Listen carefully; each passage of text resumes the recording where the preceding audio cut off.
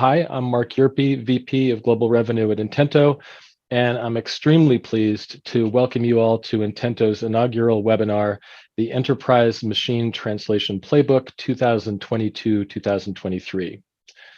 As many of you know, Intento spends a great deal of time and effort educating the global business community about machine translation strategies and best practices. 2022 saw us release our 6th annual State of Machine Translation Report, the industry benchmark for engine evaluation. And in the past 2 years, we presented at over 30 conferences and to over 5,000 attendees. When I joined the company 2 years ago, most people didn't know what Intento did. We've worked hard to change that, and today's webinar feels sort of like a big housewarming party, inviting all our friends over to see what we've built. So we've got over 450 registrants for this webinar from a wide range of regions, industries, and companies. And Intento and our Enterprise Machine Translation Hub is now not just known, but relied upon and trusted by the world's largest companies to enable massively multilingual communication at scale. We're honored to have many of our customers and industry peers presenting with us, including AstraZeneca, Esri, Gap, Netapp, Nike, Procore, Stripe, and Wish. What a group. They have a wealth of localization and machine translation experience, and we're so thankful that they're here to share their expertise with us today. Today's program starts with a keynote presentation by Konstantin Savenkov, Intento's co-founder and CEO, followed by our first panel discussion around the value of MT across the enterprise. This will be followed by a short session on image generators, and our second panel will cover the latest machine translation topics and trends and what to expect from MT in 2023. Finally, just a bit of housekeeping. For the attendees, please submit your questions during the various presentations, and they'll be answered at the end of each session. And there'll be a small gift related to our image generator session sent to each person whose question is selected to be answered. So warm up those questions. With that, we're ready to kick things off. Konstantin, please join me on the stage. Konstantin is the CEO and co-founder of Intento. He and I first met 2.5 years ago when Intento announced it had raised its seed funding.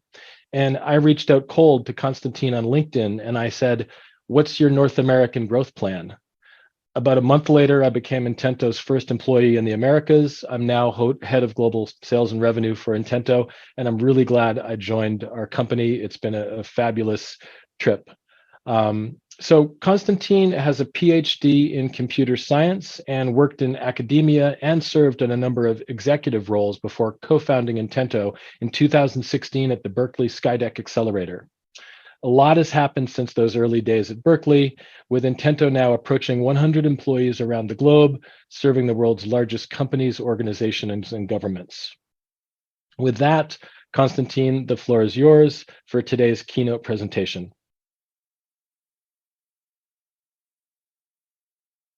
Thank you, Mark. Hello, everyone.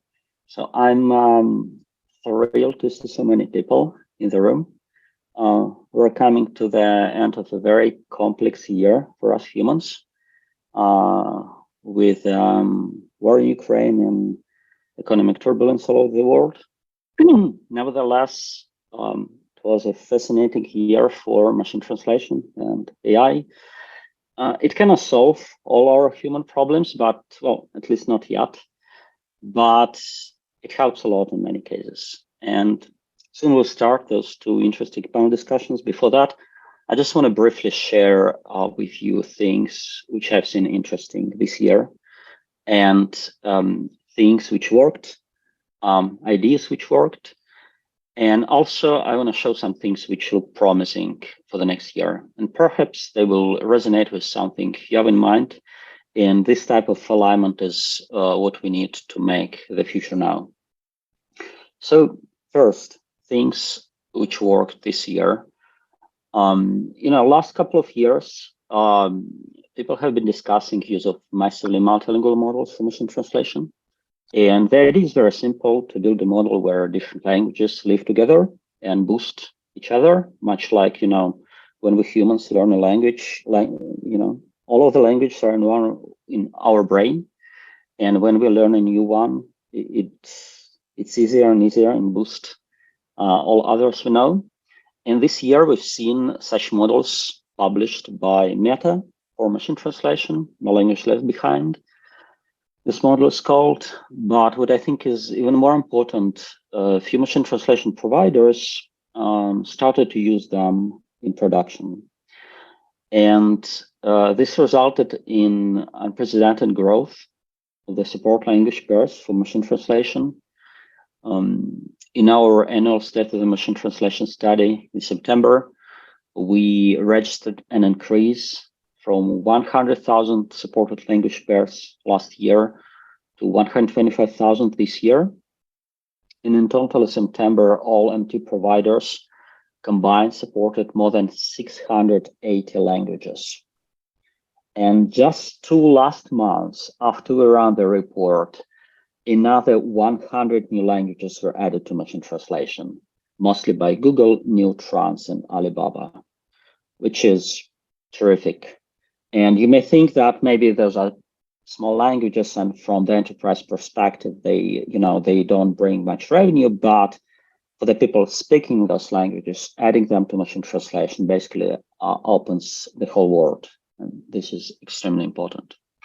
So second thing I want to mention, we had an idea about a year ago, what if we run certain analysis of post-editor activities, maybe we'll be able to find many interesting things about how localization stack is set up. And we started to run this type of analysis at scale about a year ago, which is analysis of what post editors do with different types of leverage, translation memory matches, repetitions, machine translation.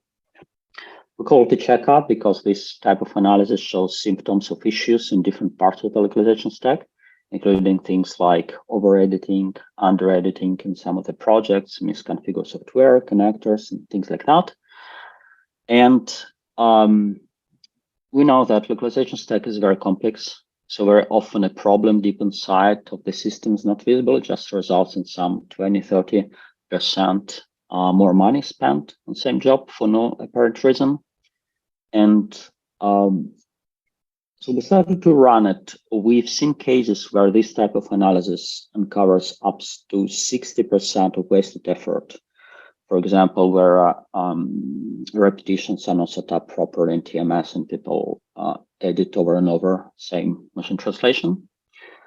And another big outcome which we see is we have very, very visible and tangible proof that good machine translation needs less edits than TM fuzzy matches. How it looks, typically we see something like this picture with how different leverage types compared by the effort put by post editors.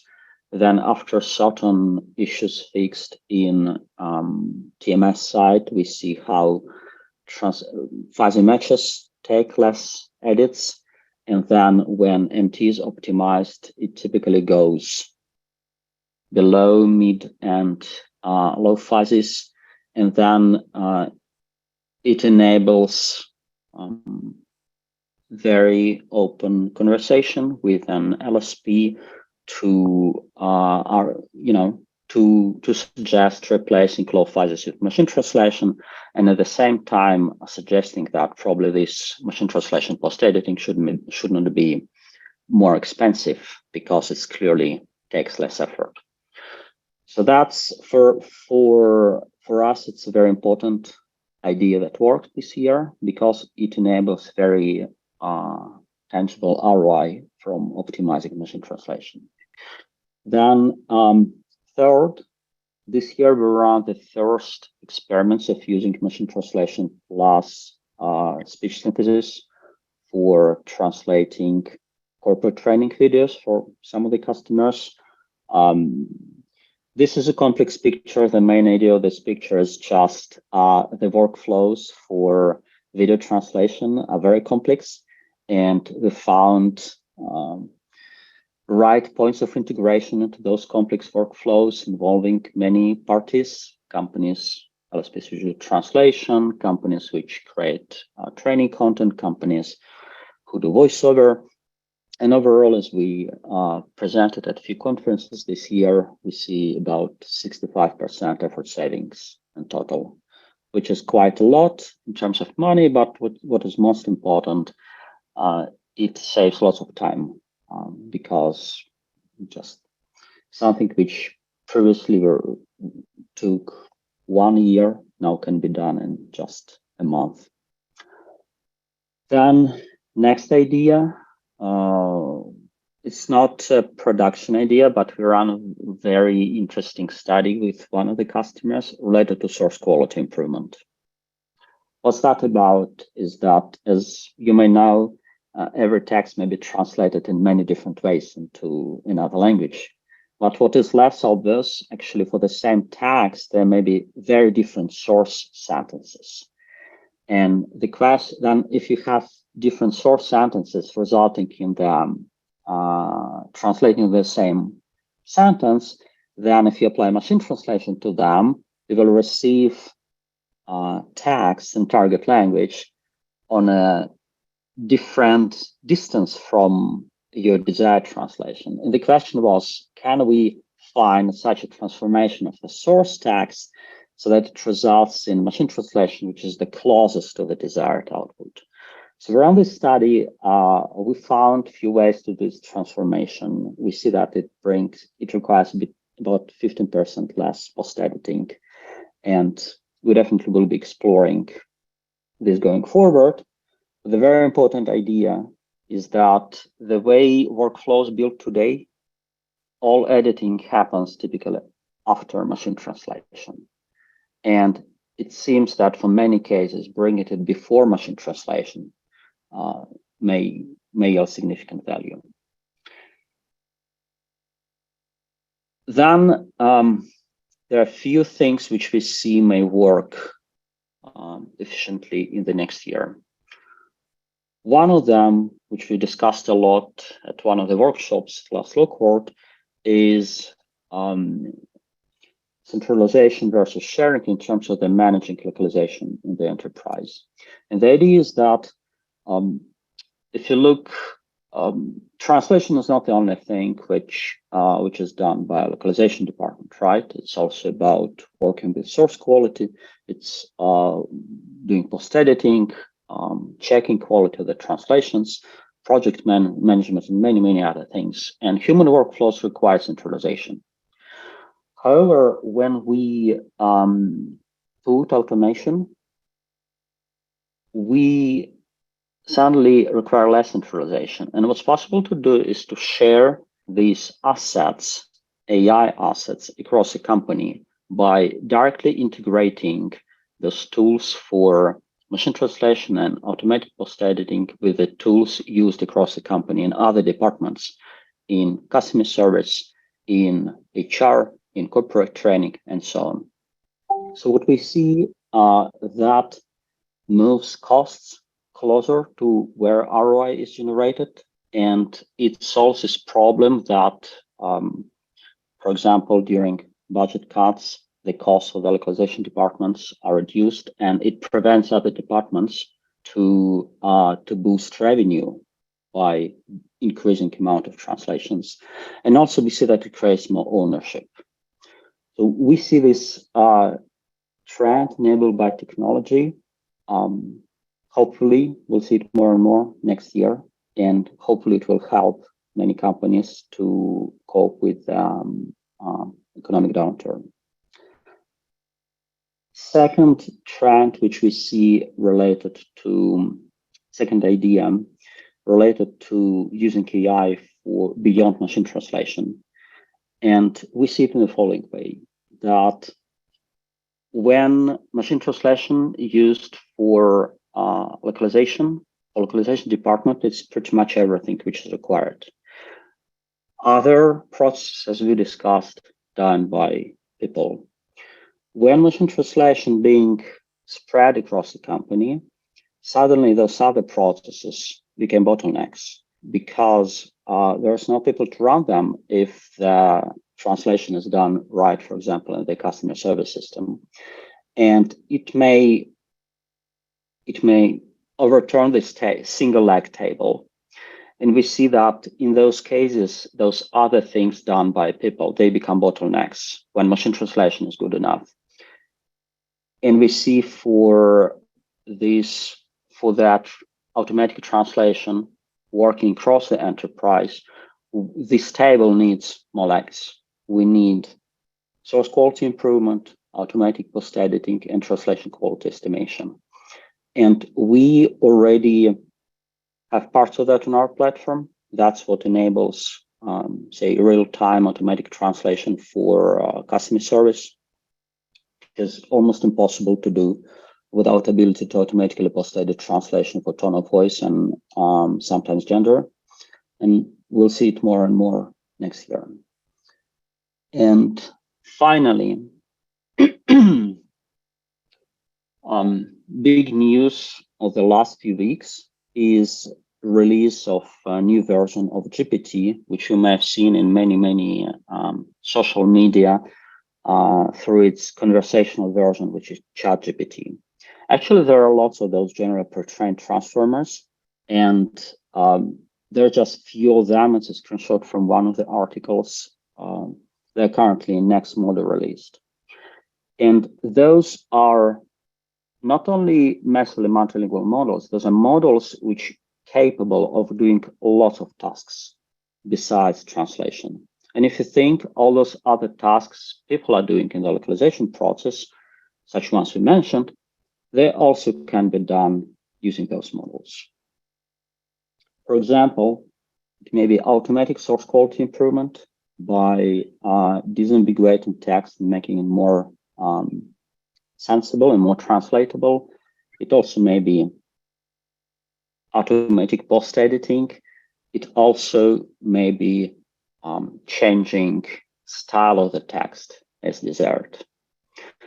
And it's quite, let me see if I have it. Yeah, so what's important about those models is that they enable a very convenient way of going to production, starting from what's called zero-shot training, when you just express what needs to be done with your text.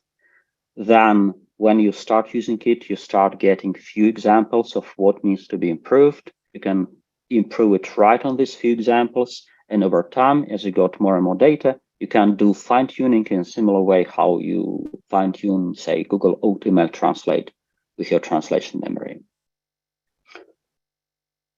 We see this will transform the industry a lot because it enables everyone to use AI not only for this simple translation, but also for a host of other tasks linguists are doing.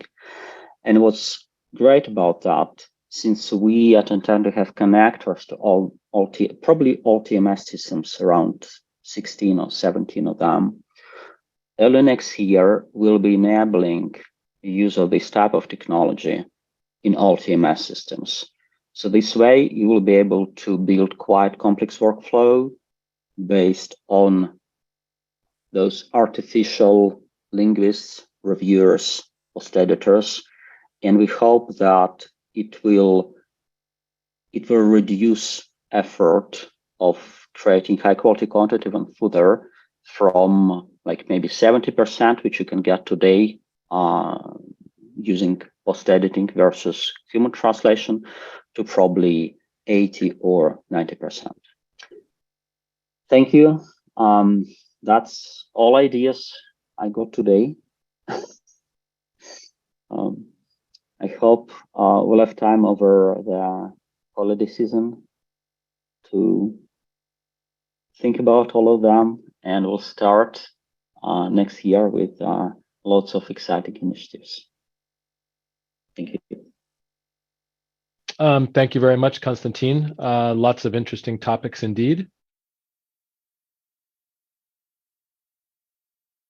For our first panel, we're going to have joining me on stage, Zach Duncan, Localization Program Manager at Stripe, Brock Hansen, Globalization Programs and Solutions Manager at Wish, Theresa Heim-Stohler, Senior Ops Manager, Localization and Vendor Management from Nike, and Pascale Tremblay, Director of Localization from Gap.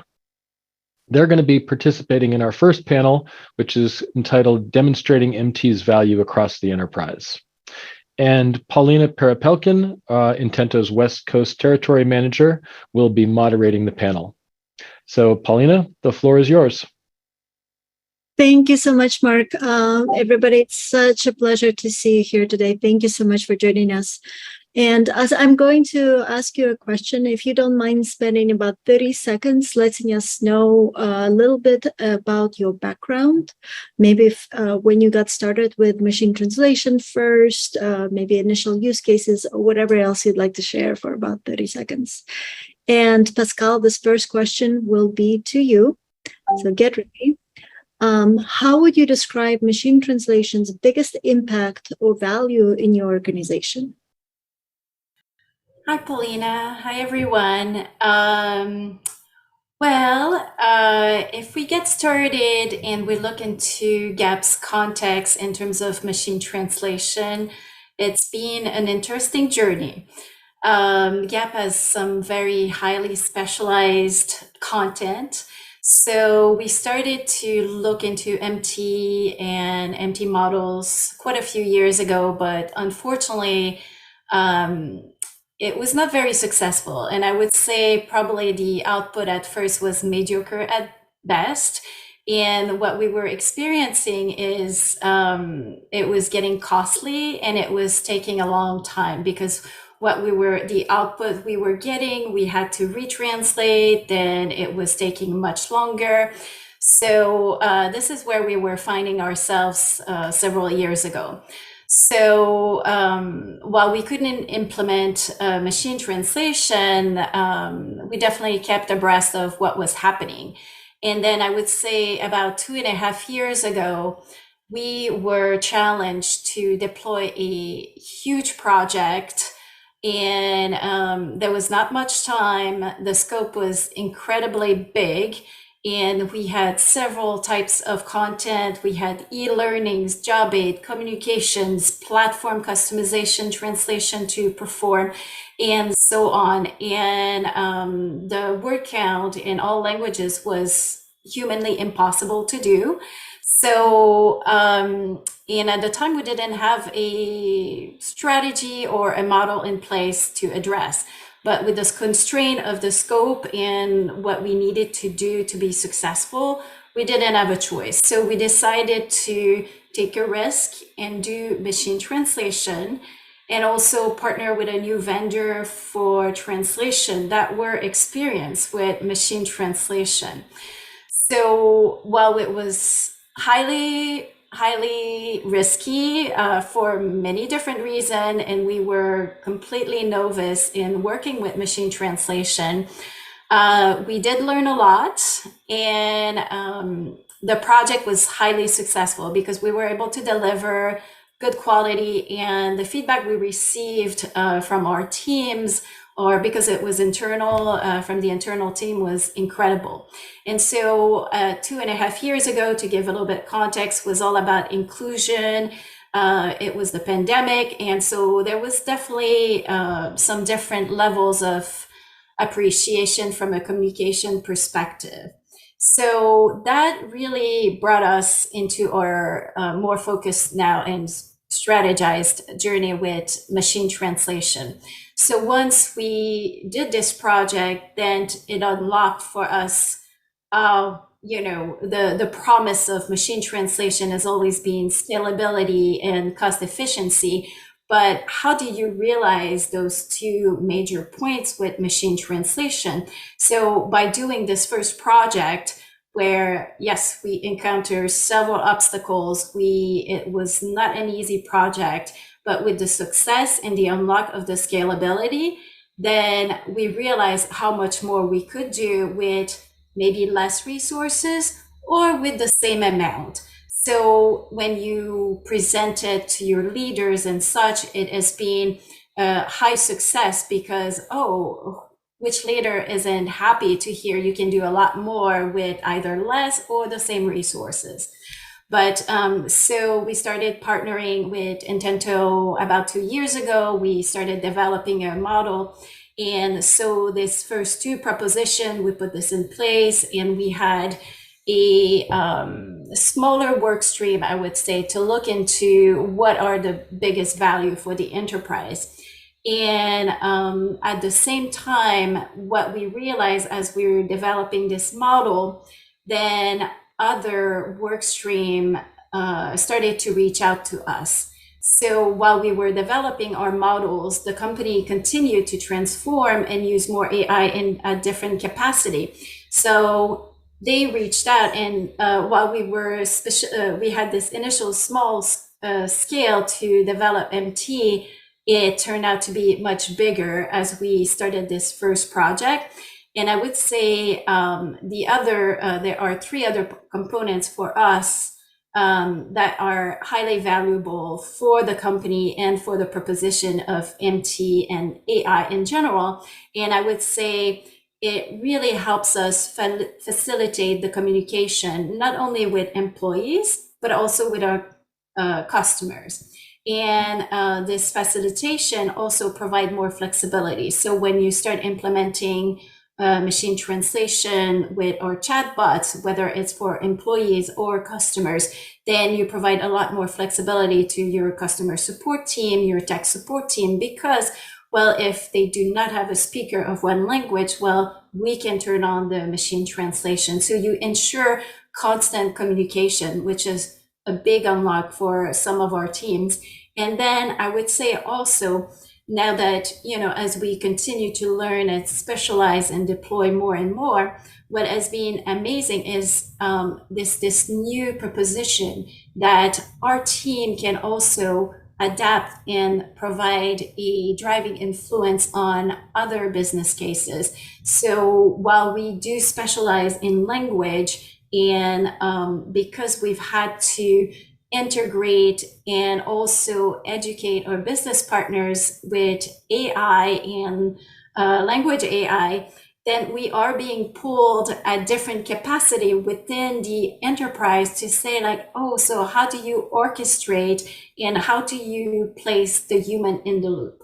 So I think while our initial scope when we started machine translation was very specific to translation, for us, the journey has been incredible because it has also unlocked other possibilities, not only for our team, but also to work across the enterprise and really, really drive scalability, speed, and also communications. Wow, that's really fascinating to hear. Thank you so much, Pascale, for that story of how MT is really growing within your organization from that initial impact to impact with other teams as well. That's really exciting. Thank you. Zach, my next question is going to be to you. And how do you work currently with other departments to measure the value of machine translation and prove the ROI? And if you don't mind giving a little bit, that 30-second background on you as well, that would be fantastic. Thanks. Thanks, Paulina, and thanks, Intento, for having me on this webinar. So a little by background, I've been in the industry for about a decade now. I've been dabbling in MT, experimenting in the field for about 5 years or so. I've worked on both the client side and vendor side, though most recently it's been client for the last few years.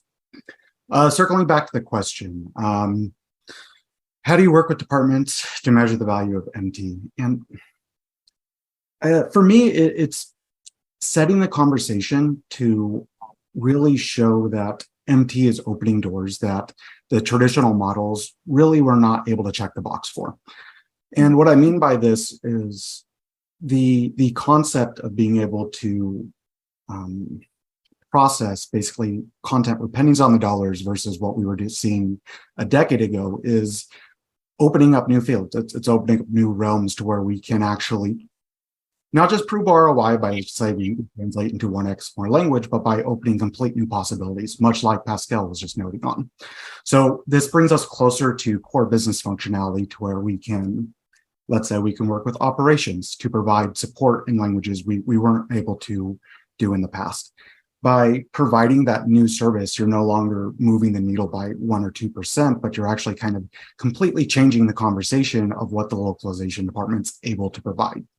And I really think that's where the core value of where localization can, when we talk about MT, that's really the core value, I think, over the next 5 years that a central localization team can provide. It's just opening up new possibilities for other teams outside that didn't exist before.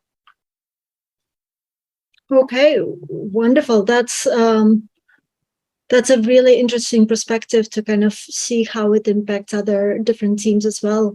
Does anybody want to jump in and maybe add your own perspective of how do you work with other departments to measure the value of MT? Maybe Brock, do you have anything to add on this bit? Yeah, it's interesting because as you look at localization, it's oftentimes seen as a factor. It's really hard to pinpoint that ROI. So I think for us, we always have to be very careful in how you measure what you're doing so that you can be able to present that. No, that makes absolute sense. Anybody else? Yep, go ahead.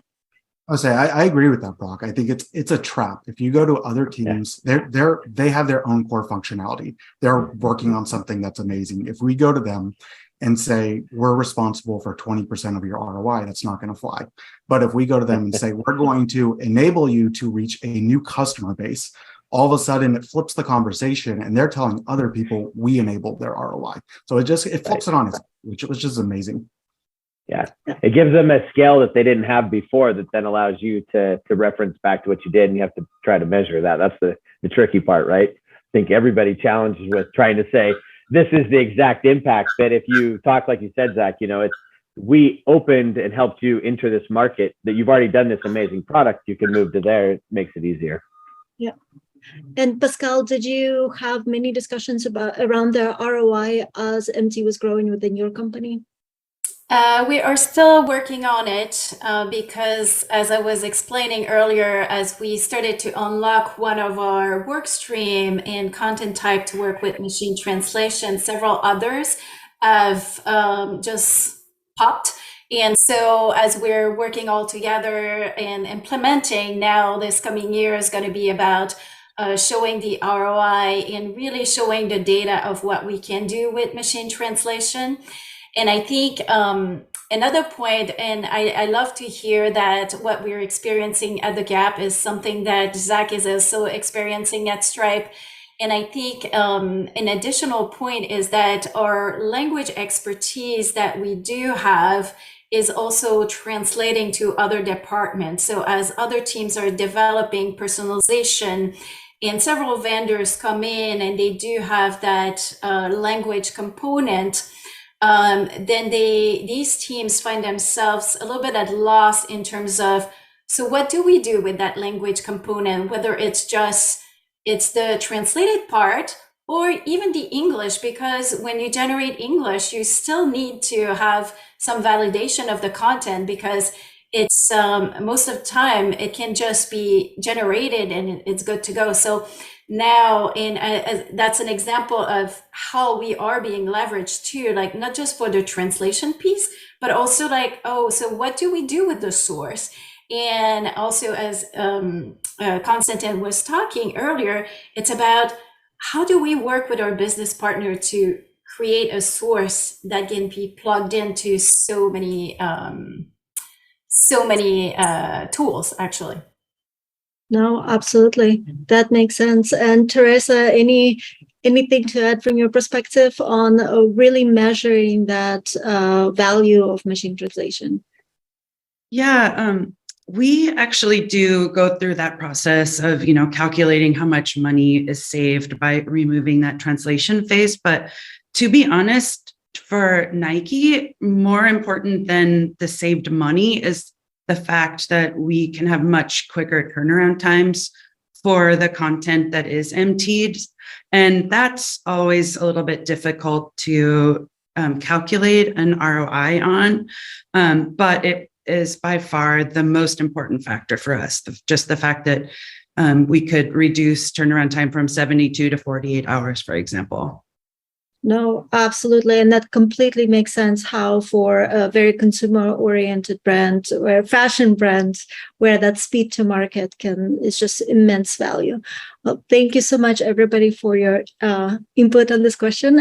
Next one, Theresa, actually goes right to you.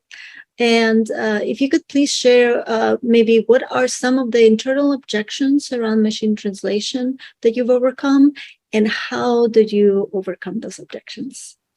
Great. Thanks, Pauline. And hi, everybody. My name is Theresa Heim-Stohler, and I'm the operations manager for the localization and quality team at Nike. I've been with the company for about 6.5 years now. In terms of our background in MT, we've had it in our ecosystem for about 5 years. But interestingly enough, our implementation has not changed very much during that time. So what we started with 5 years ago is pretty much what we have at the moment. So going back to the question about internal objections, actually, we're not really facing many internal objections at all. I'd say it's quite the opposite. Our leadership is actually asking us to identify additional content types that we could apply MT to. My own ops team is actually a little bit hesitant to use on MT on some highly creative and consumer-facing content because I think we're still operating under the assumption that it's sometimes more work to actually edit a machine translation than starting with no translation at all. And really important for Nike is that we cannot risk damaging our brand. So we're a little bit more hesitant in taking that next step, but we do know that we do need to take it. And that's what we're in the process of doing right now, is really researching what's out there in the MT world. And we are, pretty much realizing that, we need to make monetary and time investment upfront before we take that next step. Oh, no, absolutely. That really makes sense, kind of keeping an eye on what potential impact of it could be. And anybody else would like to chime in on what internal objections and how you have overcome those? I think from my perspective, go ahead, Zach. Theresa, I just had a question. Have you seen the stigma change around MT in your experience since enacting it 5 years ago?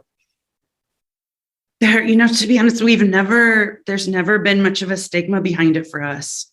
Really? I think at the time, it was pretty clear that we needed to go that route in order to scale and be able to turn around the content as fast as we were being asked to. Like I said, I think everybody around us wants us to go quicker, but my team is the one that's kind of pulling the reins back just a little. Like we're proceeding in a little bit more slow manner, making sure we understand all of our options. I was going to say, I agree, Theresa. A lot of times people get so excited, they want to consume it instantly, and we need to control the quality and gate it a little bit. And so just managing where it comes and who accesses it and where is it going and where is it going out at, because it's oftentimes a very convenient option. And so there is, I think for our, we want to be able to have some control around where that goes out and how is it trained and what quality we see and where it comes into. So for us, if we left it open, everybody would want it, right? They'd all take it. So it's interesting for us, it's more about setting up the right program to be able to apply the correct machine process to the workflows that we need. Wonderful. No, that makes sense. It's embracing the technology and at the same time pacing and making sure that it does meet those business goals as well. That's a great insight. Thank you. Now, Brock, this next question is for you. And don't forget that 30 seconds, maybe with a bit of a background of how you got into MT and so on. Yeah. And the question is, as enterprise machine translation expands beyond traditional localization workflows, what use cases are you most excited about? And and I know what you will be touching upon, so I'm really excited about this. So where do you think this AI will be most impactful in the future? Yeah, thank you. So I've been in localization for about 10, 12 years, just like Zach, and I've been on both the client and vendor side. It's been a lot of fun. With Wish, it's been interesting as we see a lot of use cases and different actions. And like I said earlier with Theresa, we get a lot of people who want to use this content, and it's a matter of managing that quality piece. And so for us, at Wish, one of the things we want to do is manage the incoming source content, because we have thousands of merchants globally who submit their content to us. Our app, for us to be able to leverage the localization, we need to be able to have a good quality source English. We want to be able to start, that's our target market in the initial piece, right? That's our main piece. And then we branch out globally. And so we use English as our source. And so we get content coming in from multiple layers and multiple vendors for products who submit this content in their native language. They Google translate it or translate it through machine translation and then provide it to us. And we get these products and they're all over the board. You get some really unique English, and we take that and we just automatically apply a machine translation on the back end, right? And so we get a questionable source to a questionable translation to an untrained engine, and the output is just a challenge. And so we've taken time to investigate where can some other AI and machine translation works. What are some of the parameters we can set up around the source content? How do we edit or make changes that impact the quality of the source without becoming the vendor, right? Without becoming the merchant or acting as the merchant? Where can we apply that use case so that we can really have a high quality output to our users who are trying to purchase their items? And so we're looking into different roles of where AI and machine translation can help us on the front end of the intake and clean it up and then reprocess it at a higher quality level and the output to the localized versions. I think there's also use cases around, we have wish clips, we have different videos that come out of products, and we get, content there. And so recognizing, again, source content on the video, how do you replace that? It's an option that we're looking at right now too. So there's a lot from, spoken AI recognition that you can apply machine translations to in videos, to source content. There's a lot of fun opportunities we're looking at right now with Wish. That's some really exciting cutting edge technology. So kind of really getting into just trying to resolve that question of garbage in, garbage out, and saying, okay, how do we improve the data going in and improve machine translation going from there?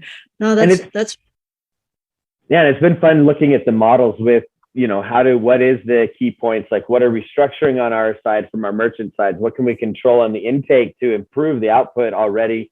So there's a lot of taxonomy and structured data and different pieces that we're working on to enable the merchant to come in with a higher level, but we still get that initial translation. As you said, garbage in, garbage out. So we're trying to make it better. No, that's really exciting stuff. Anybody else want to share a little bit about what they're working on, kind of expanding beyond the traditional localization workflows? One of the things that we're wanting to look into for the next fiscal year is, I think, machine voice. We've started doing a lot of videos and multimedia projects over the past year, I'd say. And we're realizing that it might actually start becoming an option for us to use machine voice. So definitely looking forward to the developments in that space. And then also speech recognition and speech to text translation that might help scalability on the linguist side as well.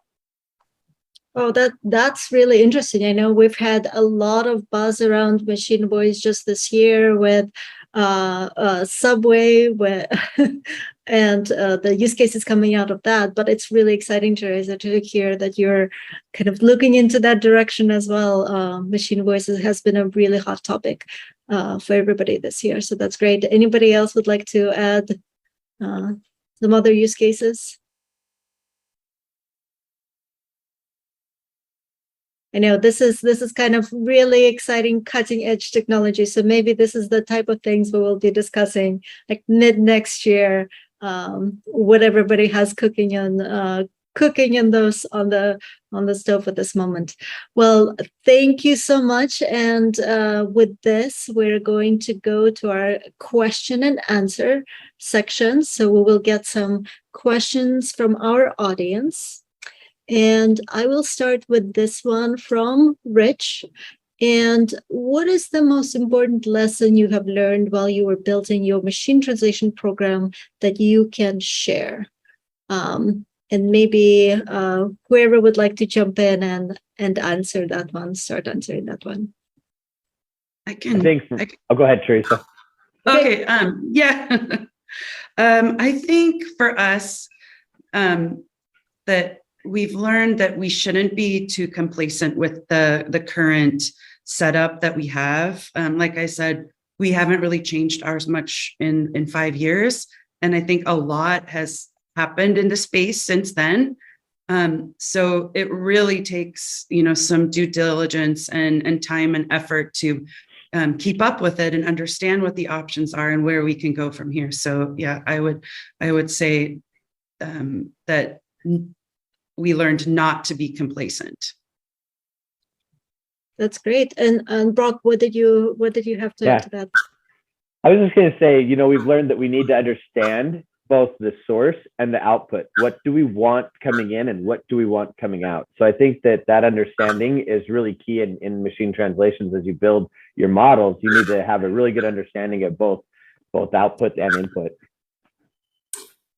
Yeah, and I'd like to add to Theresa and Brock. I think what's very important is to be clear into the expectation that you have from your vendors, from your freelancer, the expectation into the quality. And because there is a lot out there, there's a lot of noise around machine translation. So it's important to have that clear communication and also to define your goals adequately internally. So if you have internal documents that you are okay with this level of quality, but then you have other documentation or educational material that you're providing and they're going to be in store for your employee for a year or 2 years, you want another level. So it's important to really tiers your expectation and your quality so that everybody is clear, but then also you have to, there's a lot of work in maintaining your engines, also in always course correct, because while you're partnering with different people, the technology is changing rapidly, and not only your technology and your environment, but also the company's environment. So it's important to have that constant evolution mindset so that you can course correct. When I look at how we're going at it, is every quarter we're rethinking and looking at, okay, so this is not working as expected. What do we need to do? And we constantly are adjusting right now. And I think that's going to be a trend for quite some time. No, that makes sense. Thank you so much for that detailed answer as well, Pascale, and thank you, everyone. Next question is coming in from Daisy. Can you please share how you control and validate machine translation quality? It's a really important question. Of course, everybody's very concerned with machine translation quality. How do you measure that within your organization and validate that? Zach, you look like you would like to jump on this one. Yeah, I'll take this one. So part of it is we developed a system to sample our MT throughput in parallel with the rest of our production. So we're able to keep a measured diff of our perceived quality using an industry standard as far as measuring against. And month over month, we're able to see how that changes. And from there, it gives us the lever to know if changes need to be made. I had one quick comment on the last question though. This was my one advice on that is get started. Like the diff percentage potential gain on MT is so big now compared to 5 years. Just start it and tweak and fix it from there. But I just wanted to throw that out there, that one little comment. But yeah, that's how we do it. We have a system in place that measures a sample of our throughput systematically. Wonderful. Thank you. Anybody else have anything to add on that? Measuring and validating machine translation quality. On our end, we actually have a pretty robust quality program that kind of plugs into the light in my room went off. That plugs in to review a certain portion of the MT content. So it's post-edited and then reviewed again. So yeah, we have another set of eyes looking at certain percentage of the content so that we are sure that the quality is good. No, that's great. Thank you. All right, we have another question. This is from Luak.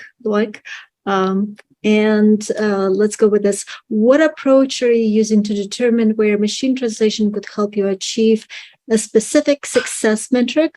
Let's say something like click-through rate, conversion rate, faster and at a lower cost than human translation.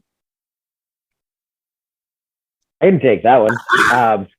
We do this a lot. It's one of those are some of the metrics that we measure, right? And so we use machine translation to do a translation across our titles and different pieces. And I think how do you know where to use it and what to do is volume, right? When you have 6.9 million products going through your catalog and it changes, 10, 20% every month, you get a huge volume of content. You just can't humanly manage it. And if you're targeting markets, you need to provide that to them. So I think one of the things you look at is your volume.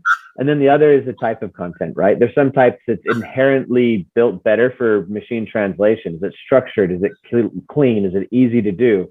So you can leverage the benefits of the model and have a shorter editing distance and a quicker turnaround if you use it, depending on your content type. So I think both volume and content type are key features in how you determine whether you're going to use machine translation and where it goes and gets applied to. That's a great answer. Thank you. Anybody else would like to add something to this? I would like to add the way we determine for us, in addition to what Brock just said, is we really need to ensure the stability of the source. So because if the source is not stable in terms of properly being written, or if it poses too many issues, for example, conversational for us is still problematic. So we need to influence and train our business partners to use more standard grammar in order to for us to generate better output. But so we do have some volumes of words and of text that is very stable, and we're applying machine translation, and we're able to maybe eliminate a couple steps within the workflows. So this is helping us to speed up the process and also reduce cost. And Great. I think, Paulina, part of that too is that, as you're looking at click-through rates, I think there was a third-party research group that they can't read, won't buy, right? If they can't read the content, they're not going to buy it. You're not going to have people clicking on your stuff if they don't understand what they're doing. So I think that's where you target, is where is your highest impact to your client, your customer that you're looking for? Where is their clicking happening so that you can drive that localization version so they can read what they're doing? Great. No, that makes a lot of sense. Thank you so much. I think we have just a couple of more minutes left. So let's pick this question because I think it will be faster to answer.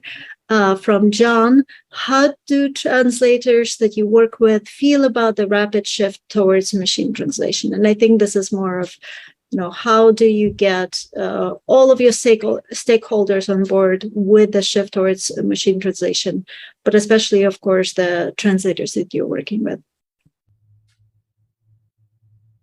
I can take this one. We do work with a variety of resources. We do have freelancers, we work with agencies, and so not everyone or not every resource is happy to work with machine translation. But what we like to do is work really closely with our linguist. And I think at the end of the day, it's to really engage with them. So while we try to facilitate machine translation to the resources that are more inclined to do work and will produce better MTPE results, we also have these conversations where we talk about the future of linguists, and because it's part of the evolution of language. And so how do we see the work? Well, the work is very steering towards machine translation. And for some of those resources that have worked with us for many years, it's like, well, this is the direction or where we are. And so how do we fit it all together? We do still have some work streams that are human translation specifically, especially with marketing or other type of customer facing, because we are not willing to risk it just yet because the impact is too big. But in the meantime, as we're transitioning, it's about partnering with them, because not everyone is happy to work with MT. Makes sense. Anybody would like to add anything to this? I'll share again. We have an amazing team of language strategy managers within Wish. And so they're inherent, they're part of our team. And knowing the why, if you know the why you're doing it, it helps a lot. And so they take that out to the vendors in the language, and they share with their leads and the language people what they're doing and how they're doing it and why they need to do it. And so it provides that insight and understanding why you're moving to machine translation, or why is this a post editing versus translation. It helps immensely. And our team with the internal language strategy managers, they're amazing at that. So they do a really good job. Well, wonderful. Those are really great insights. Thank you. So really exciting technology, but of course, there's some adaptation curve that needs to happen, and it's all about that change management and sharing the why. I really like that, Brock. Thank you. Well, thank you so much, everybody, for joining us today. We have still some really great questions left on the board that I'm sure we will get to later, but really thank you, everybody, for joining us. This has been a great panel.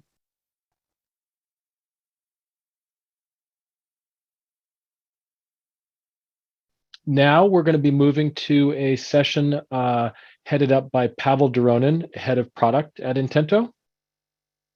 Pavel will host a fun and engaging session on image generators. So Pavel, the stage is yours. Thank you, Mark. Hello, everyone. Yeah, I'm Pavel. I'm leading the product team at Intento, and we do many cool things, but my session is kind of more entertaining, considered an intermission between serious stuff.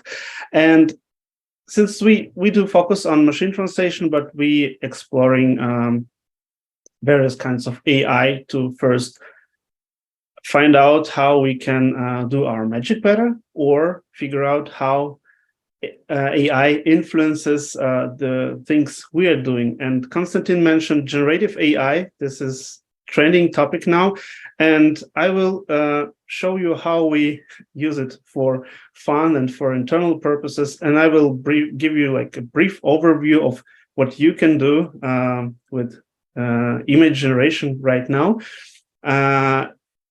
Since I have only 15 minutes, I will not dive deeper into details. We'll give you just a basic overview and basic tips and tricks, and I will involve you also in my experiment. And as Mark said, we will prepare some swag based on the image we will generate and vote for during my session. So stay tuned, ask questions. Everyone who has the question answered will get swag from us. So image generation, it's how is it related to machine translation? You might ask. In various ways, and I'm sure Intento webinar 2023 will cover that topic, but I will bring you a use case from my experience. I do lots of internal and some external presentations. I calculated around 3 presentations a week, and text and charisma, they're not enough. I have to have some visual aid, and I will share my screen and walk you through some cool things, solve my challenge. Let's imagine I have prepared an important presentation for all my stakeholders in C-suite, and I want to pitch my idea that will blow the mind, change the business, and bring it to the whole new level. And I have a slide where I have this idea, but something is missing. I have to prove my point with some very strong visual aid that is that illustrates what I want to achieve, and also that can be used in external communication and marketing if my idea is accepted. So we will create an image with 3 different generative AI, and then we see what AI does the better job. But I need a help from you. So I want this picture to be unique so that I can get promoted after my pitch to my stakeholders. And I need to create a prompt. So all AI works with prompts that describe what should be on the image, and I will get to it in more details. But I need some input from you. My creativity is so weak that I need give me some keywords that will help me build this prompt. So if you have a smartphone, just scan this code and type some keywords just to kick off my imagination. Or you can do it from your computer, go to slido.com, type Intento, you will be here. Just let's see, we will see all your ideas on the screen, and it will help me create a funny, weird, depending on what you type, image font. All right, I see the first ideas, so I will give 1 minute to gather them. Okay, hot dog, Bamonti. And while you're typing, I have to admit, English is my second foreign language. And I was very worried about, okay, what if I cannot come up with some cool idea? So I thought, okay, should I probably ask some colleague who is native speaker in English help me? But then I thought, oh, all right, everyone is talking about ChatGPT. So why am I worrying? So I will ask GPT for help. So, okay, we have, I think, some top runners: Christmas tree, crocodile, cabbage. Okay, someone watched John Oliver take on AI images where he was marrying a cabbage. If you didn't watch it, highly recommend it. Okay, let's take Christmas, crocodile, and okay, Christmas tree. So people are into the holiday season already. Okay, Christmas tree, holiday, cat, and crocodile. So I have prepared some request to ChatGPT. Let's ask ChatGPT to create the prompt so that I'm not struggling with Christmas tree, crocodile, dog. What was else? Okay, I don't know, cat, socks. Let's take socks and see. You know, funny. Okay, I made a typo, but GPT-3 corrected it. So crocodile wearing a Santa hat and socks decorates a Christmas tree with a playful dog. Sounds nice. And you know what's cool about ChatGPT is it keeps the context of the conversation. I am not sure about that. Could you give me more? And it keeps the context and suggests more. Mind-blowing thing. I will. Okay. I think I unlocked some AI creativity. Yeah, cool stuff. Let's stick with the first one. I like it. And the thing with image generation is if you type something like success, like illustrate me success, you might get some unpredictable results that might be very far away from what you want. So the thing with AI generation is that you should describe what should be in that picture, not the topic of the picture, but what should be in there. And some AI networks, neural networks, they might allow you to tweak the prompts and give weights to the words. I will not go deep into that, but let's try how it works. We start with OpenAI DALL-E. We type this prompt, and with DALL-E, you also have to, it's better if you specify what kind of image do you want. So since it's presentation, let's type digital art, something like that. I will copy it and type generate. While it's generating, we'll go to a more geeky AI. Midjourney, it's an independent research lab. You see, I tried to create a Zoom background for very serious people before that. It works as a command line, and it has a very poetic prompt. So imagine a crocodile wearing a Santa hat and socks. It takes some time to generate. And the third one is Dream Studio. Dream Studio is a shell for open source stable diffusion neural network. We have here multiple versions, but I will stick with the most stable one. And you see, there's also a poetic prompt. I want to dream of a crocodile wearing a Santa hat and socks. And I can specify how many images I want, how many iterations I want. I will just stick to the default options. And let's dream. While it's dreaming, let's see what, okay, it looks like many people want to generate images, so it's still generating. Okay, Midjourney is ready, has some options for me. So what do you think? We will vote for them later. If I want to create variations, for example, of one of the images, I can create them or upscale. If I select one I like, for example, the I don't know, first image looks weird enough for me. If I want to have it in a better size, I can create upscale.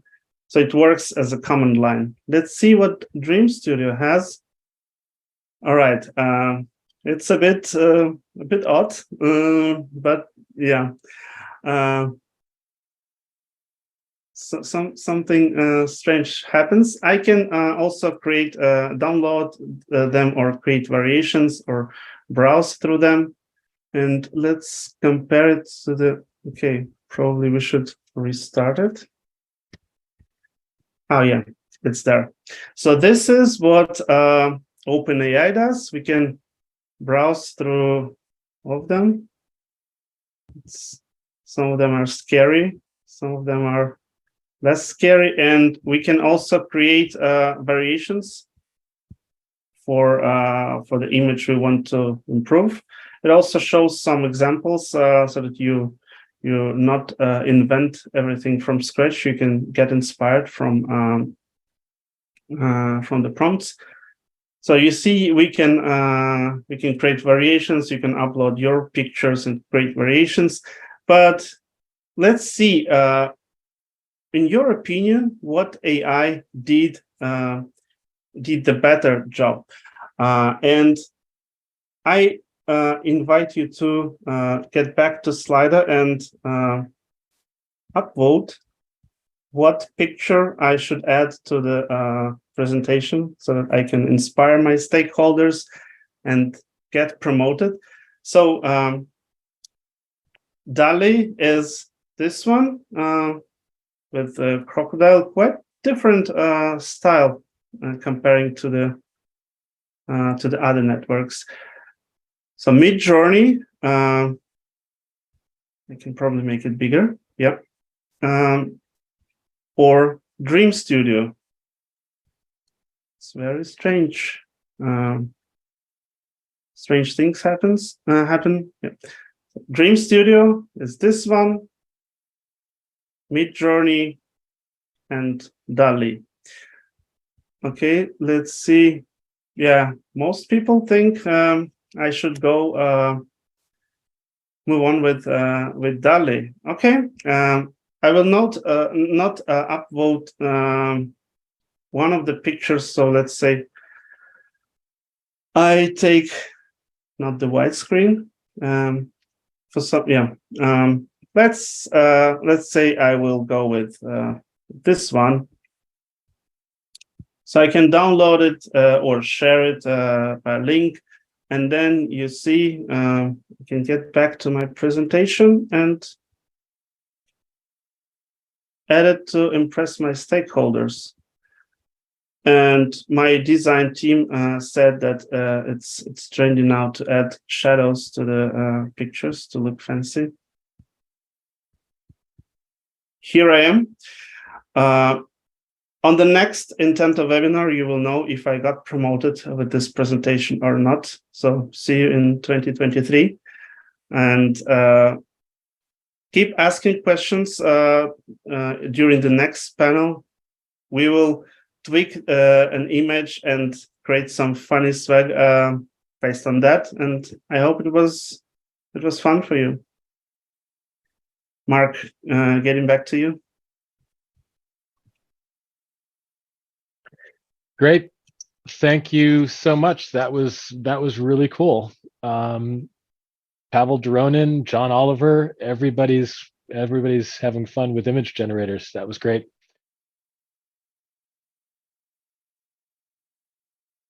So we're ready to move on to our next panel.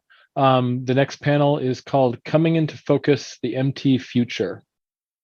So we're joined on stage now by James Hom, Senior Manager, Shared Infrastructure Systems at Netapp, Christos Makropoulos, Global IT Training and Language Services Lead at AstraZeneca, John Ritzdorf, Global Content Solutions at Procore, and Jonathan Turpin, Localization Team Lead at Esri.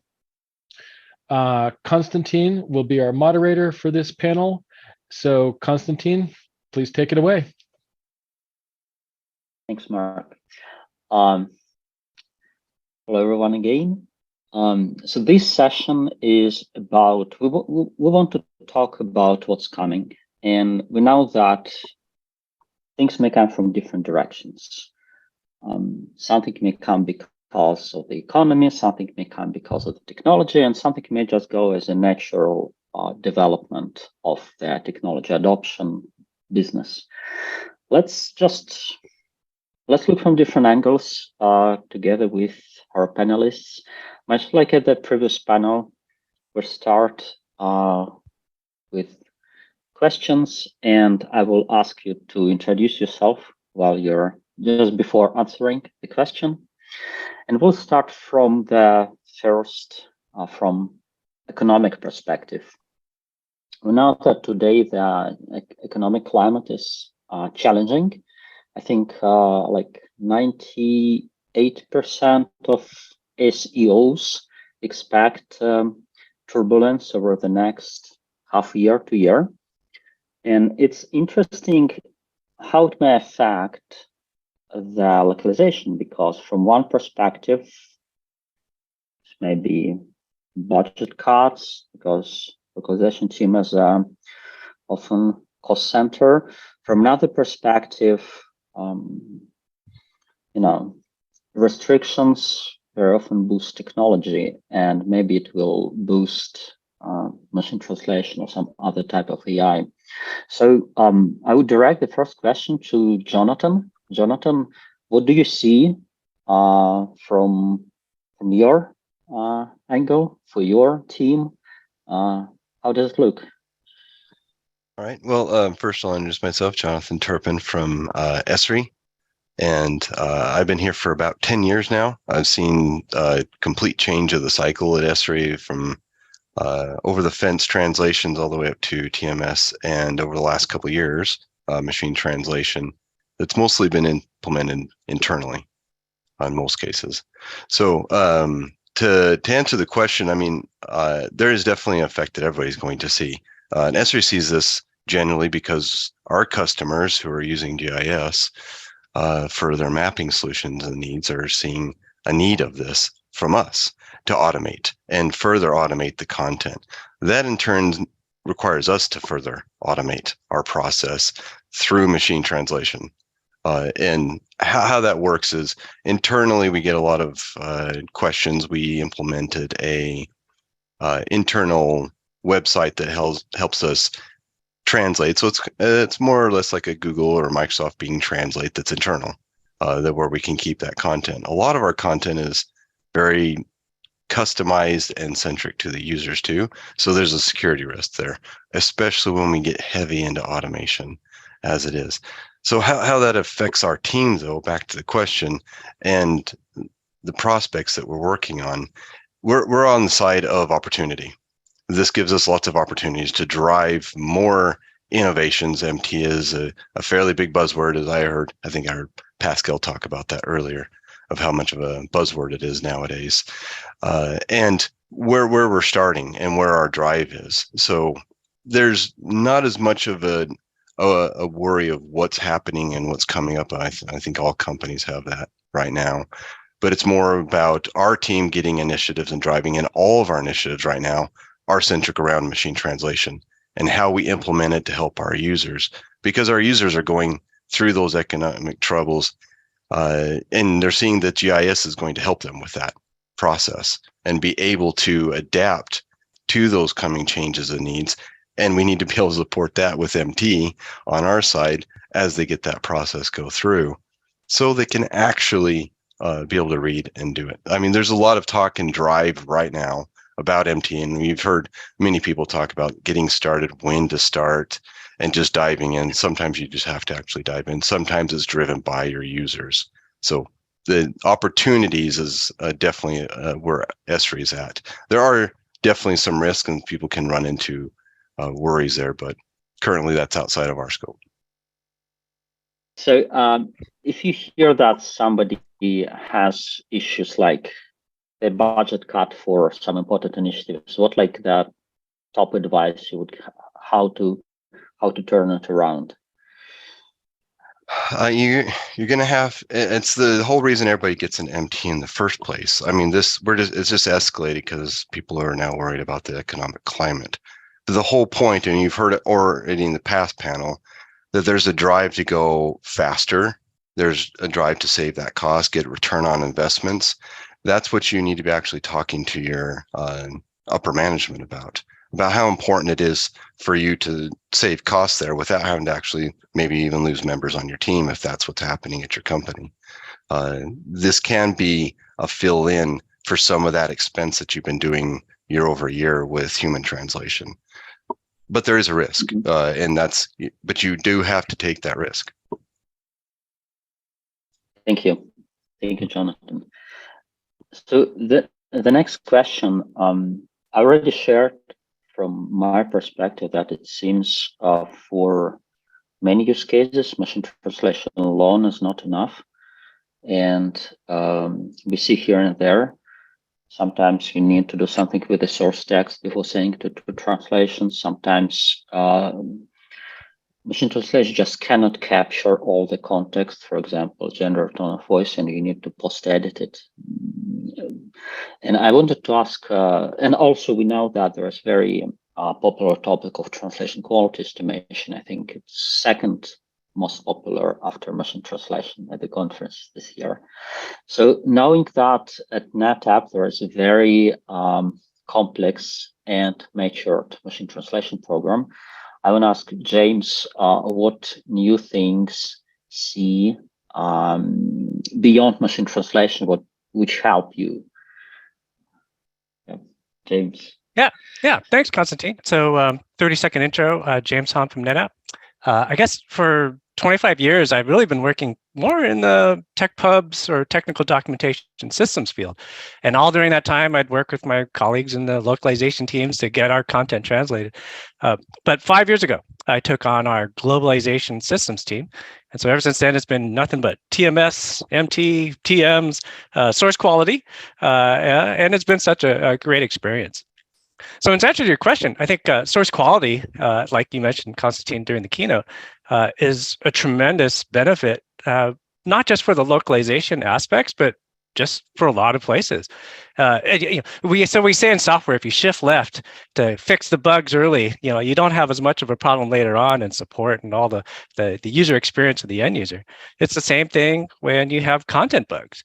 So if you have a better source quality, for us, English is the source.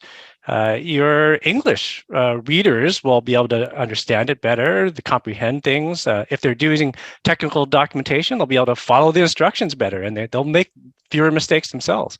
If you're transforming the English into another format, like from, say, DITA or ASCII doc or Markdown into HTML and PDF, well, it'll format better. You'll actually have a better output on screen or on paper, digital paper, if you will.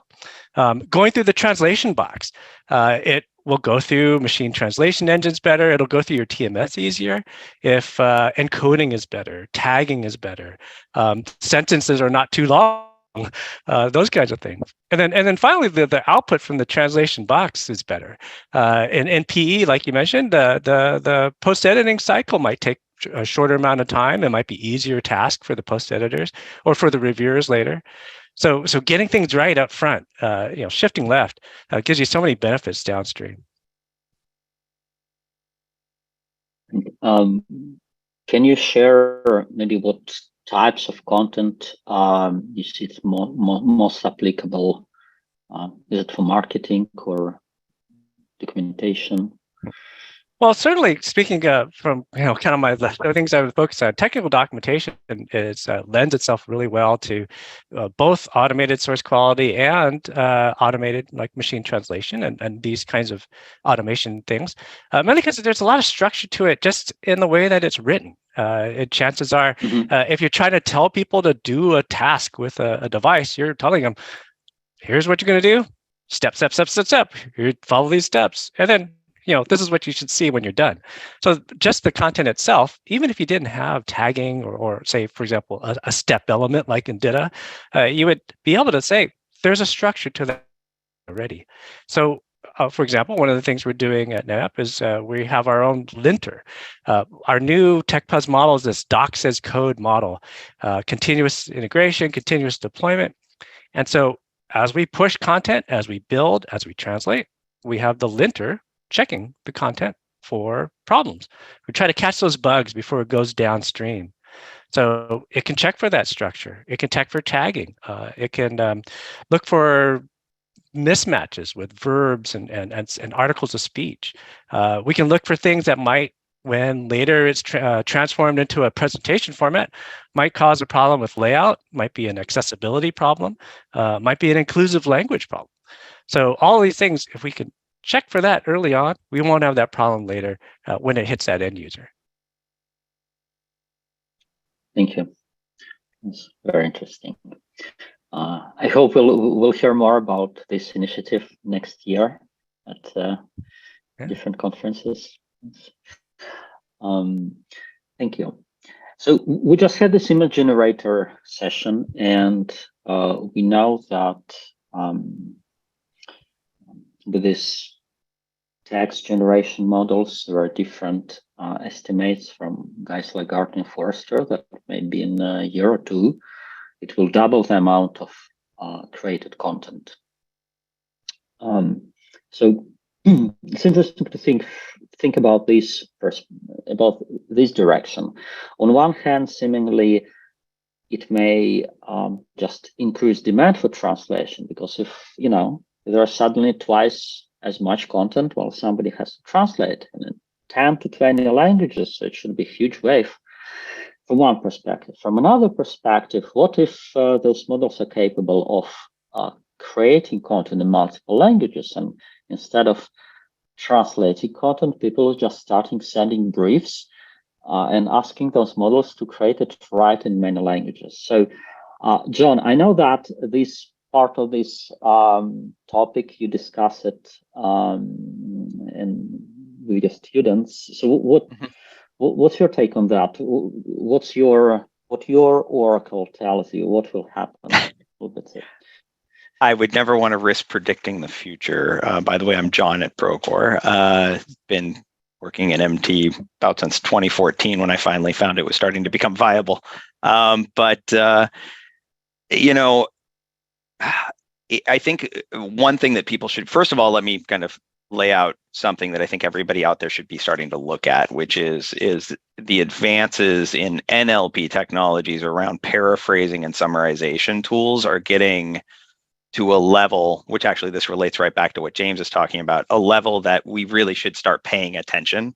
In terms of source quality improvement, you can use paraphrasing to do that. It can rewrite. I've been testing it now for probably 6 months now with various like lots of idioms and idiomatic expressions, just to see if I could trick it. Like I used to be able to, like MT would always screw up these things. Like I'd put him in, oh yeah, I killed it, ha ha ha.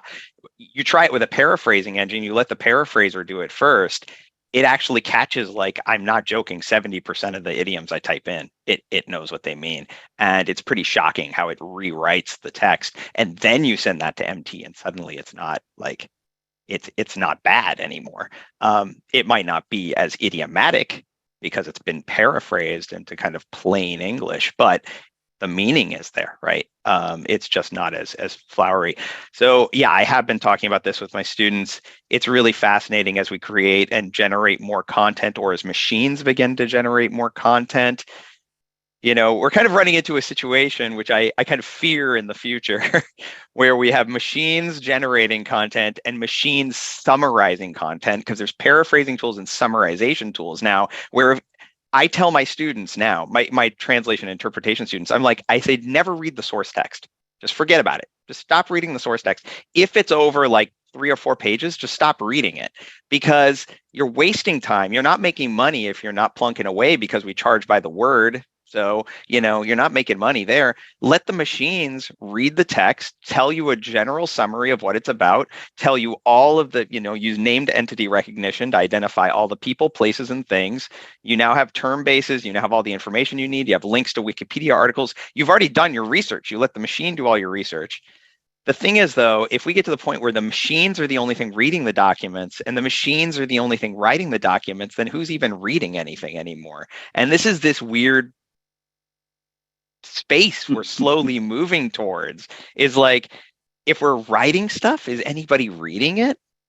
And then at that point, then it kind of creates a vicious cycle. It's like, if nobody's going to read it, then why should I write it?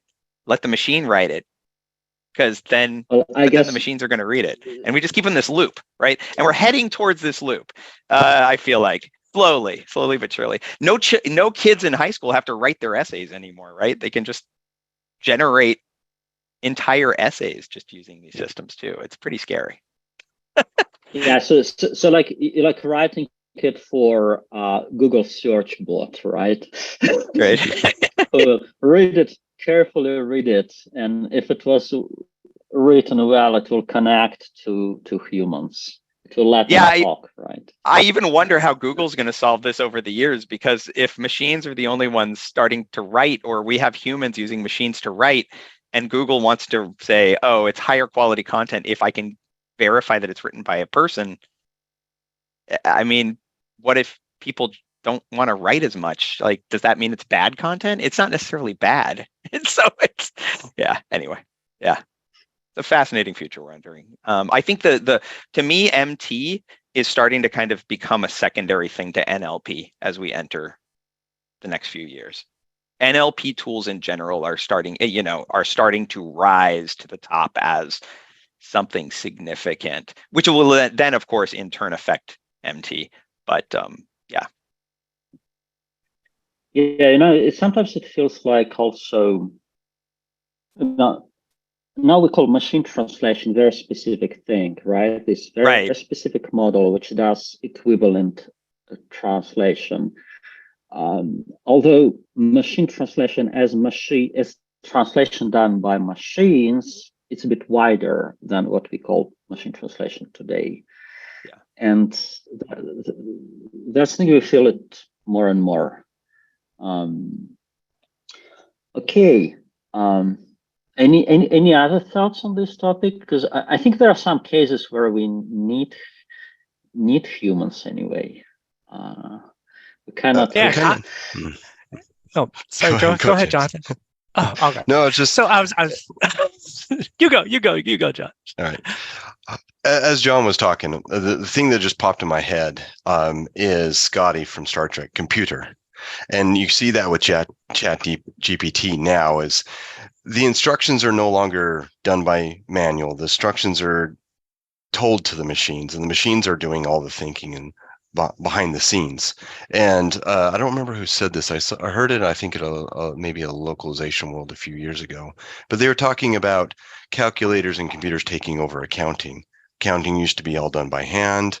Then we moved on to now the accountants are there solving the issues that the computers cannot. So to answer your follow-up question there, Konstantin, is we're still needed in there because that's where the instructions are coming from.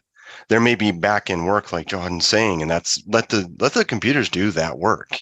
And that's where MT comes in too, is let them start handling that heavy lifting. You need to spend time on your quality and improving your source, which that's been a struggle for, I think, a lot of people, is getting the source good enough. But if you're so busy trying to do the translations, let machine translation handle that, and you'll improve your quality of machine translation through the quality of your source. Yeah, just to riff what John and Jonathan were talking about. There's kind of like two different aspects to it. One is in the presentation of the prompt of there's books out there that teach humans how to write a better prompt to tell the machine how to write something or how to design a diagram or an image. There's the DALL-E prompt book, right, that's out there. And the other side of it is on the output side is the human might have to still be the arbiter of taste, saying if I'm trying to evoke a particular feeling and get the reader to sort of grasp a certain concept or feel something in their heart, is a machine going to be able to kind of judge that through the automated kind of quality assessment of that content that it's providing, or would it be better to have a human do that assessment? There's tools like the source quality stuff that say, that piece of content that you wrote, that would hit really well with the algorithm in Instagram or something like that, because it knows what kinds of keywords and what kinds of sentence structures actually, get more clicks. But is that really what we want for people to read and, to feel about our brand? I don't know. Thank you. Christos, you have a hand. Yeah, I suppose for us in the pharmaceutical industry, there are cases in which human editing is inevitable, even if machine translation is good enough, if you like, because of the heavy regulation that we have to deal with. In fact, there are certain SOPs in certain countries in which even more, let's say, I'm going to say primitive practices are used, such as back translation and reconciliation, where you basically translate something back into the original language, and you have you do almost a double blind translation, where one translation does not speak to the second translation, does not speak to the third translation, in order to make sure that you have your accuracy right. And in AstraZeneca, we've introduced machine translation in many of these scenarios, where none was allowed before, if you like. So kind of rewritten the SOP, but without actually taking the human element out, so that we can keep the regulatory requirement intact. And obviously, nobody wants miscommunication or misinformation into sensitive documents like pharmaceutical leaflets. You don't want your doctor confusing plural effusion to plural effusion, and so on and so forth, because that could be, a difference between life and death. And so we want, I think that the short answer in certain industries like ours, we're not going to avoid the human element under any circumstances for the foreseeable future. However, what we can do is we can continue increasing and augmenting machine translation to help us with those case scenarios. If we can, very basic things such as decreasing edit distance, increasing translation velocity, because we're using machine translation, augmenting machine translation, augmenting engines in order to produce better results, better consistency. What we see also is, particularly when it comes to marketing documents, you could have different brands translate the same term or the same, let's say, segment even, what you would call 101% match from the translation memory into different ways, which begs the question, from a machine translation perspective, what do we do? Do we create a single profile, machine translation profile for just each brand? Will the cost outshine the benefit, or the benefit outshine the cost? So it's very fascinating, because it's a foray into a very, very heavily regulated industry that has to do with human lives, and we are basically rewriting the SOP from scratch. But the solution is not less machine translation, is more machine translation, because we see these benefits instantly. Cost benefits out of post editing, shorter timelines, better management, and most importantly, the fact that you've got a single source of truth when you're administering translation from a central point, rather than being completely fragmented across different countries and different markets and different business units. Thank you, Christos. And that's actually, I think, to what John was describing. And that's actually an approach we take internally when we have one machine translation model to cater different use cases for different brands inside one company. Sometimes you don't change machine translation itself, but to do it after machine translation as some sort of automated post-editing to fit a slightly different tone of voice.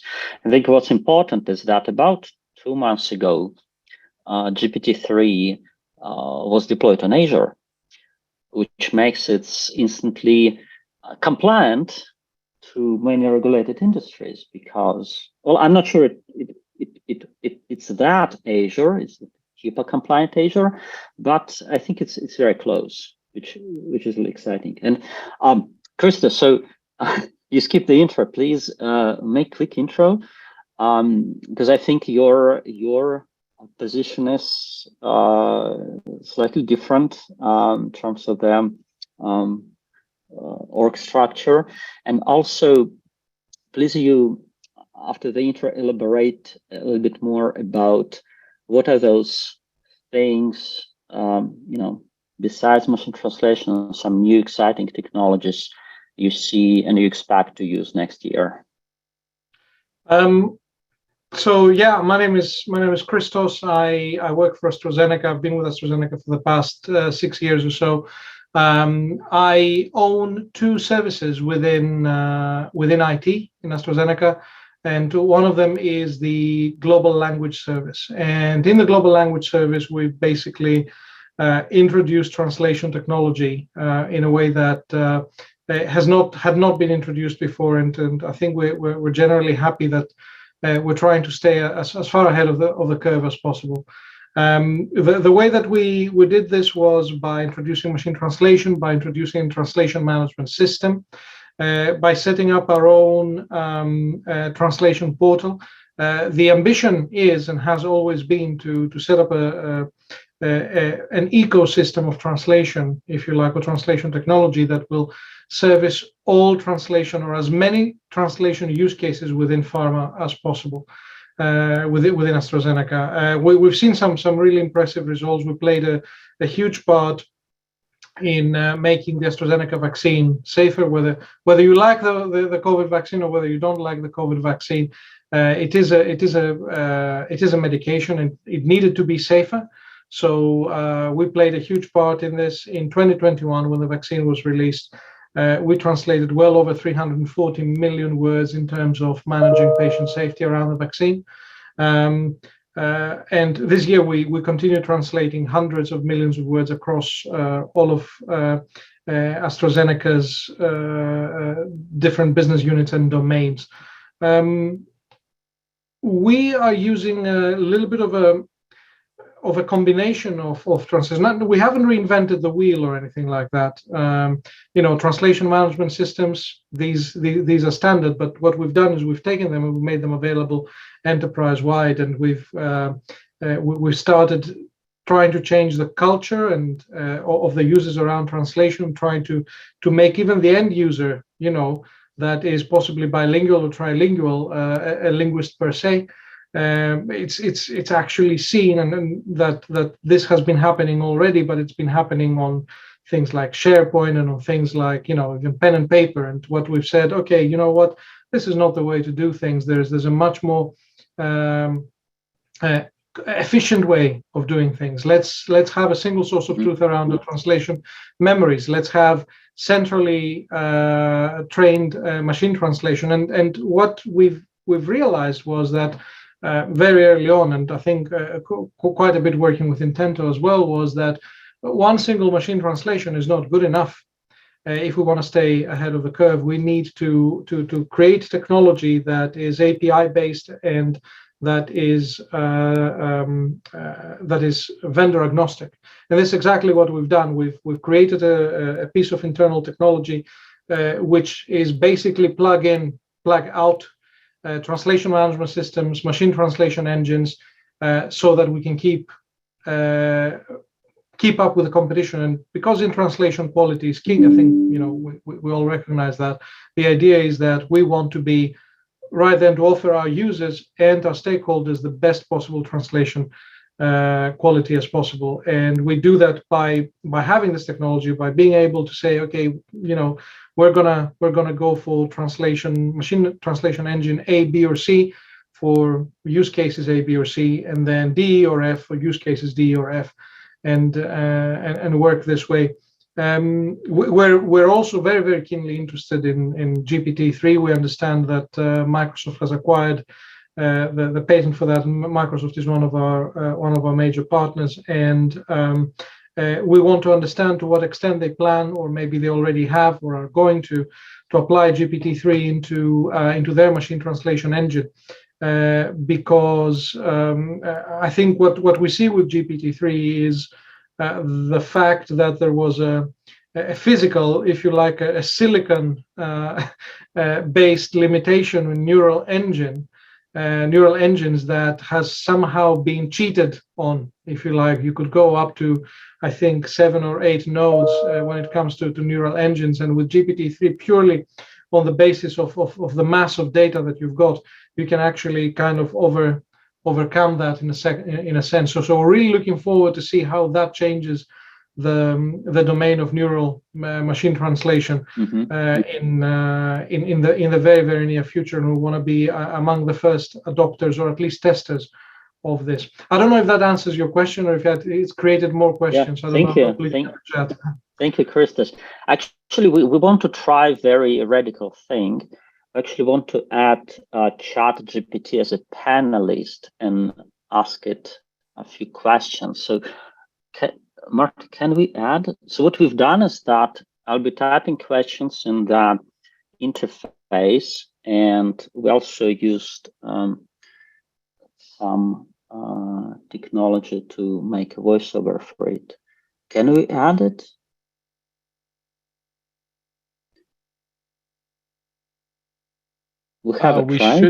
We should be able to add GPT to the spotlight session right now with Konstantin. Okay, let's do it. So the first question is, Hi, ChatGPT.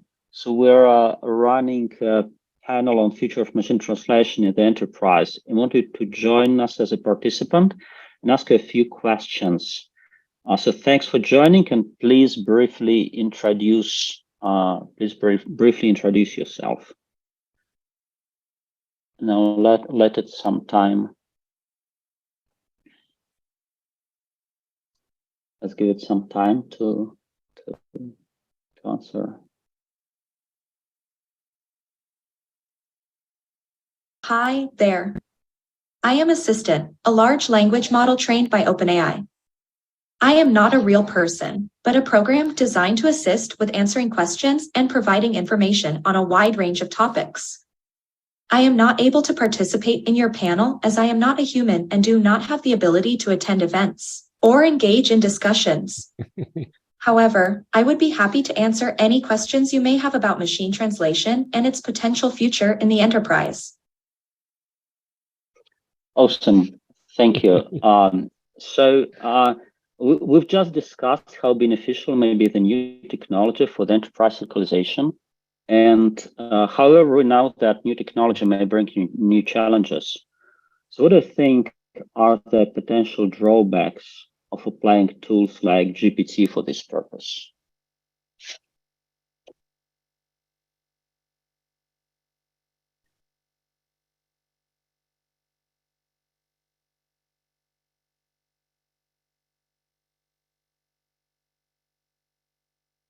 One potential drawback of using language models like GPT for machine translation in the enterprise is that these systems are not perfect and can sometimes produce inaccurate or misleading translations.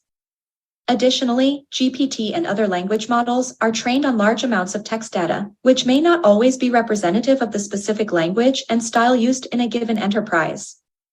This can result in translations that are unnatural or difficult to understand.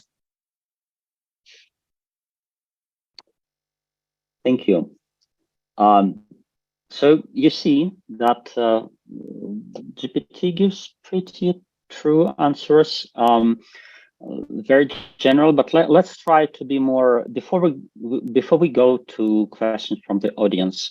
Let's try to ask something more interesting. So, GPT, what provocative question would you ask yourself?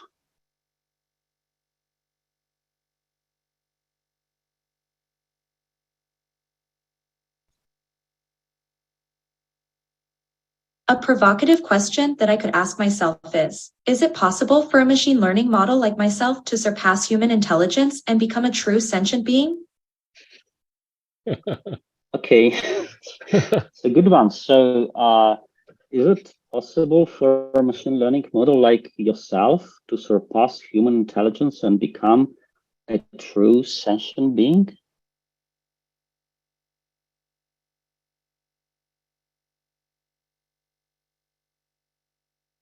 As a machine learning model, I am not capable of experiencing consciousness or self-awareness in the same way that a human being can.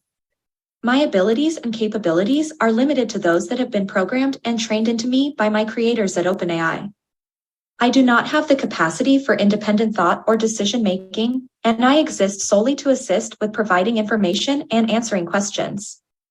It is not currently possible for a machine learning model like myself to surpass human intelligence and become a true sentient being. Okay, thank you so much. So, you are welcome. That's a short experiment which I wanted to run. We may also take some questions from the audience, maybe. But first, let's go to the questions to our human participants. I think very interesting question comes from Mikhail Yashuk. Do you think the quality of the translators changes in old-fashioned human translation jobs once they regularly start doing post-editing? Does it get worse, get better, or doesn't change in your opinion? So I think it's a very important question about, besides post-editing distance, besides post-editing time, is the quality the same? do you check it? Does anyone want to take on it?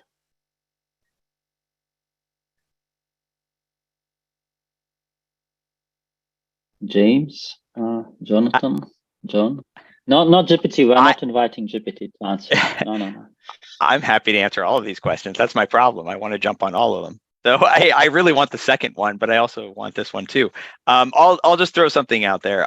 You know, I think the when I think about what I want or what I'm thinking of is going to be the translator of the future, right? Which is essentially what this is asking to me. I think a careful eye for spotting details is going to be the most crucial thing. And I don't know, you know, to me, it's not so much the post-editing part that I'm worried about.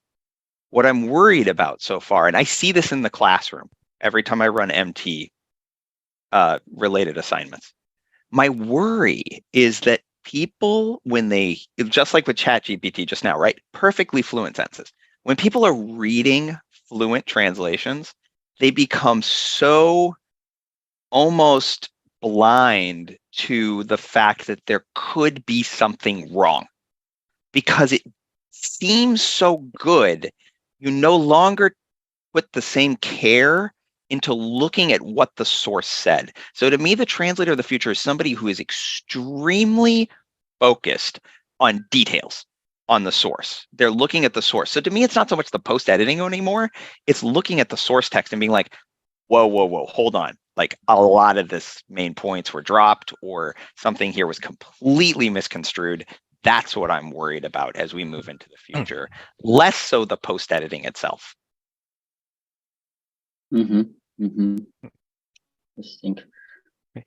Yeah, actually, sorry, Konstantin, just to riff on what John was saying, you see the same thing with English source. Like there's documents that are put out there just so that a search engine will rank them higher. And you read that stuff and it's just garbled because it might have keyword density and all these kind of things that make it really great for search engines. But the actual meaning and the actual import of the actual content is really light. And it's not really worth reading as a human, but the search engine loved it. The machines loved it. You know, where are we going with that?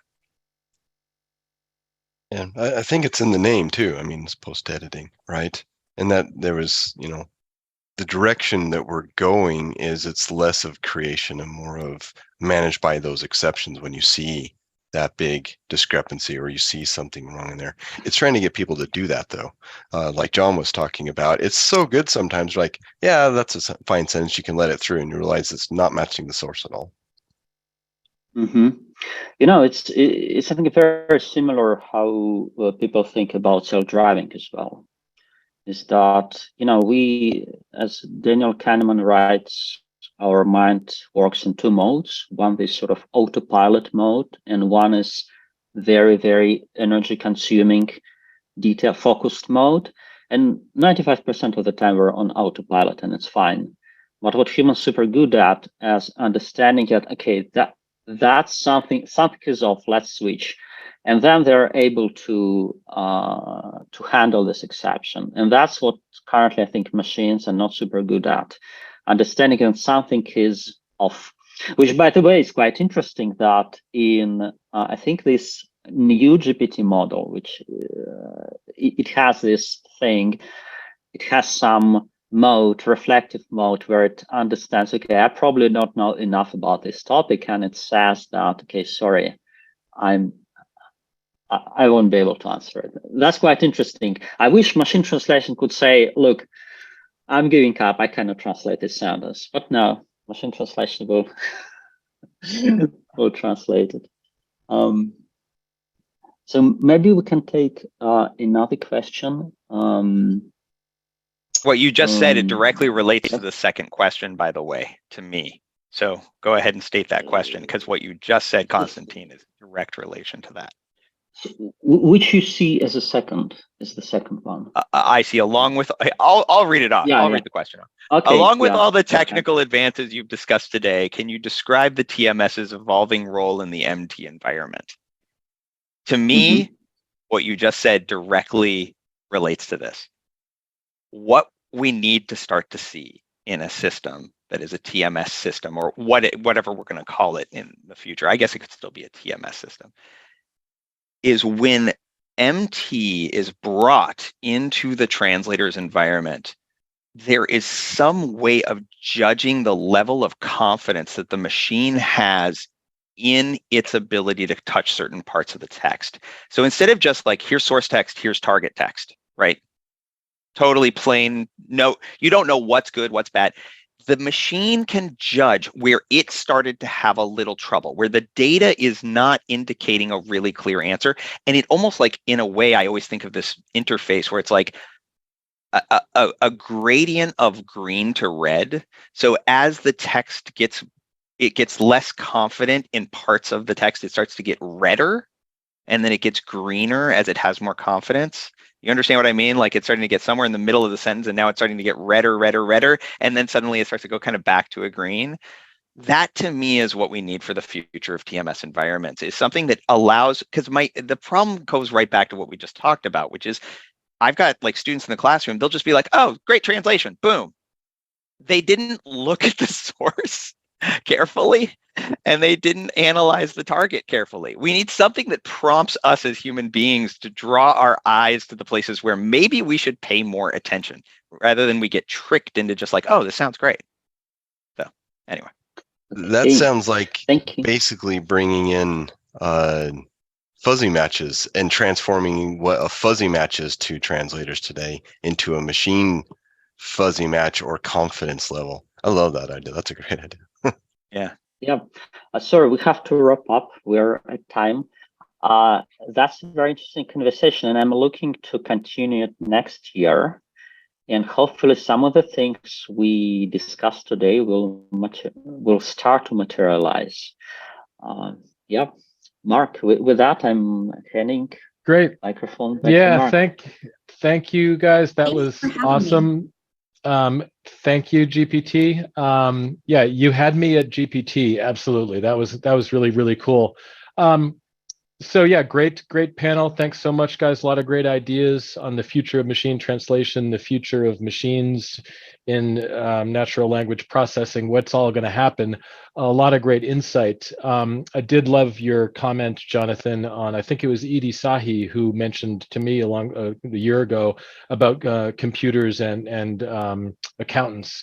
And I think what we say about that for the translation industry, the pie is getting bigger and bigger. Translators are going to have tons and tons of work to do. It's not going away. When are machines going to take over the human translation job? I don't think that's going to happen until self-driving cars are all over our city streets. So I think we've got some time. But clearly 2020, 2021, people were talking about the MT tipping point, like, wow, MT is really here. That's old news. MT is very much clearly here to stay and being embraced by the global enterprise. So it's no longer if you're going to dive into MT, but when you're going to dive into MT. And thank you so much for all your insights and thoughts on the subject. We hope the information we covered today was informative and helpful for those of you in the audience getting ready to take the leap into MT, and also for those of you who are already long-standing MT users looking to keep ahead of the curve. Thank you for our panelists. Please join me on the stage if you could. One of the things that I love most about the localization community is how much time and effort we all spend sharing information and knowledge to move our industry forward and shape multilingual communication, cross-border trade, global accessibility and inclusion. And it's really terrific. It's a terrific community to be part of, and you guys are what make it so special. So thank you so much for your time. We can't wait to do this again. To the audience, thank you for joining us. We hope you came away with some great useful ideas and insights. And of course, don't hesitate to reach out to us directly at Intento to discuss all things machine translation and to see a demo of our Enterprise MT Hub. We'd love to hear from you. With that, we'll close out Intento's first webinar. Thank you, everyone, again, and have a great day. Thank you. Bye-bye. Thank you.